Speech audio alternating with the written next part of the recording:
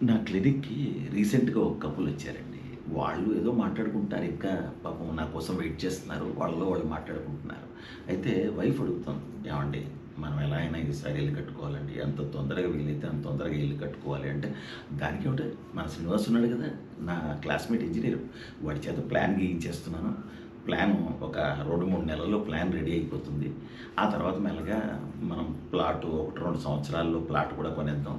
ఆ తర్వాత ఒక 3, 4 ఏళ్లకి మెల్లగా ఇల్లు కూడా మొదలెట్టేద్దాం అని ఆయన చెప్తున్నాడు. ఇంతకుముందు ఇలాగే అన్నారు.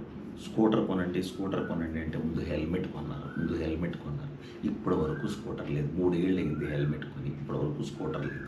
అంటే అబ్బబ్బే! అది వేరు, అది వేరు. మన బడ్జెట్ సరిపోలేదు. ఇదేముంది ప్లాన్ అవుతూనే ప్లాట్ కొంటాం. ప్లాట్ కొంటాం. ఆ తర్వాత 3, 4 ఏళ్లలో మెల్లగా ప్లాన్ చేసుకొని ఇల్లు కట్టేయడం. అంతే ఏముంది ఇందులో?